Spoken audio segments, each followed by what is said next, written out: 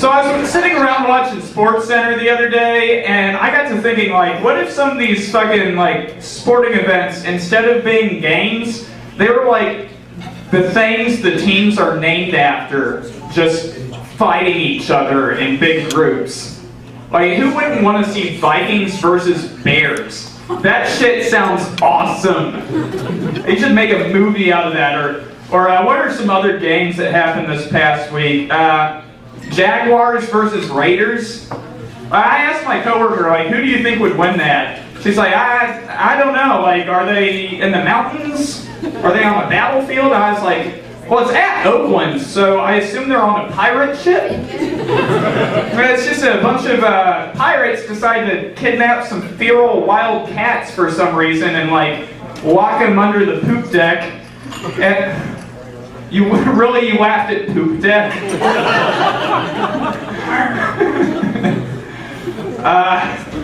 And you know, the cats just got free, and now them and the pirates are fucking going at it.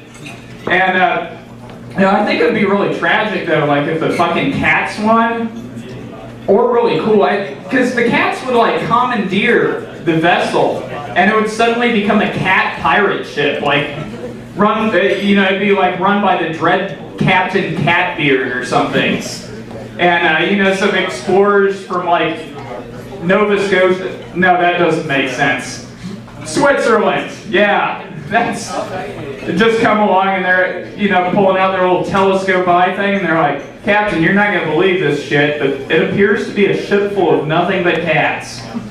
Realistically, though, I think the cats would probably all starve out after they ate the pirates they just killed, and that's where it gets really cool. It becomes a ghost cat pirate ship. Yeah. Titans versus Texans. So it's just a bunch of George W. Bush clones taking on the giants that created the gods in Greek mythology. Sounds kind of one-sided until the Texans decide to accuse the Titans of having WMDs and we all invade them, right? Giants versus Broncos. You know, I know how that one turns out. I played Skyrim. Going into some other sports, maybe like Flames versus Hurricanes in the NHL. It's just a bunch of flames and hurricanes everywhere. The one survivor of that fucking event would be like, you know, when he gets home from it, they're like, so how was the game? It was a fucking disaster. There were flames and hurricanes everywhere. I'm the only survivor. It was really bad. It was like Chicago in 1871. Is that the right year? Whatever. Meets Katrina, you know. Oh, okay. I'm glad it's not too soon for Hurricane Katrina jokes. Now, it would have been really fucked up if y'all like laughed at the Hurricane Katrina, but we're like, no, dude, no. When I said the Chicago fire, that show was a disaster. Jazz versus the Raptors. You know, it's just a bunch of dinosaurs who come up and they're like, rah, we're gonna eat you. And the Jazz is like, hold on, dude, I know how to handle this.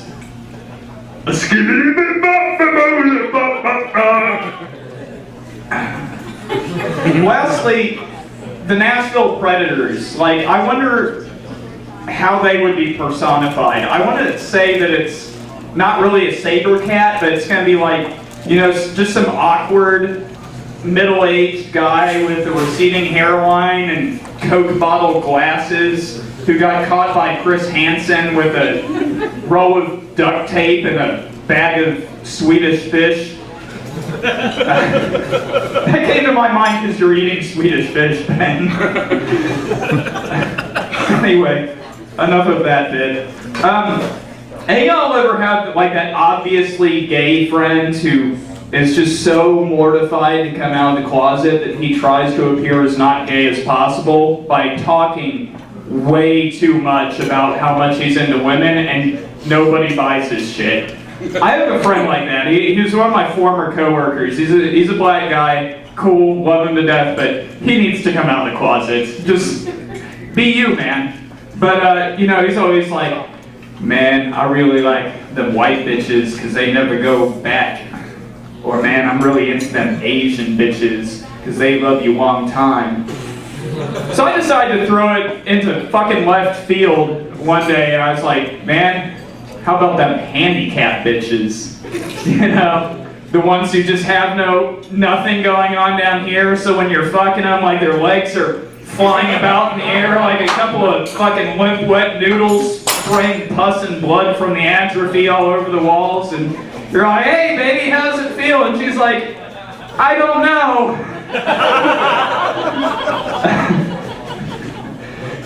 That is the worst joke ever.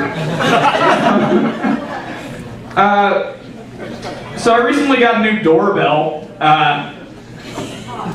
Yeah, I ordered off of Amazon, and when it arrived at my door, I took a look at it. I was like, man, something looks like a little bit off about this doorbell.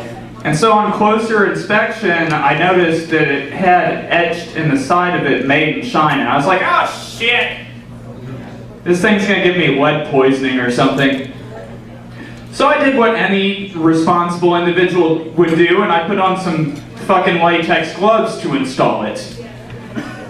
Everything was going fine. No fucking lead poisoning, no infections. Everything was fine up until the point that I went to test out the doorbell, and it went ching chong ding dong, ching chong ding dong, wong wong. I was like, why the fuck does my doorbell sound like a racist alarm clock? It's not cool. Come on, Chinaman, open your eyes and inspect your products before you send them over here.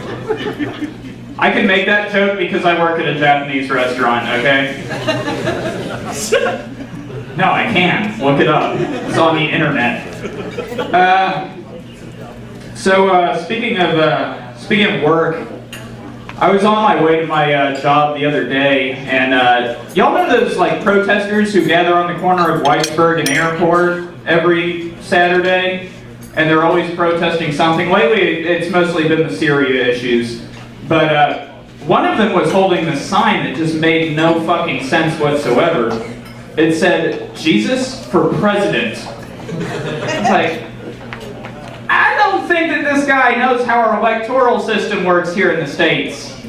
Because, A, Jesus isn't eligible for the presidency because he's not American. And B, he's not eligible for president because he's dead.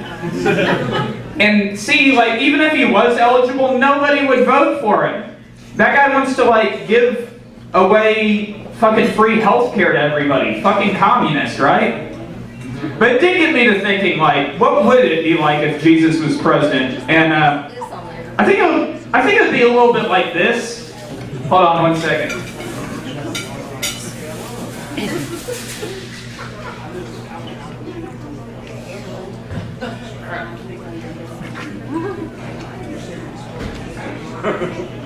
Okay, I know it doesn't look like the portraits, but Jesus was Jewish. It's not racist, I'm just saying. He probably looked a little bit like Jonah Hill. Skinnier. Yeah. Anyway, so I am President Jesus H. Christ. I think the H stands for Herbert. My Chief of Staff has just rushed in and said, Mr. President, what will we do about these insurgency attacks in Iraq? Tell the military to turn the other cheek. Mr. President, the new abortion bill has just arrived on your desk. What are you going to do? I don't know. I believe in free will. If it is the will of the people and this is a democracy, I guess I'll just sign it into law. I never said anything about abortion. Stop misquoting me.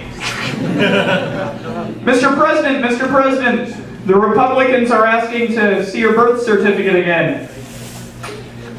Verily I said unto thee, they would deny my birth certificate 3 times before Inauguration Day. Alright guys, I don't think I really look much like Jesus Christ up here, and I certainly haven't been acting very Christ-like. I look a little bit more like Florence comedian Dual Aldridge. So I'll go ahead and take my ass off the stage and bring back up your host. Everybody put your hands together for Patrick Slybacon.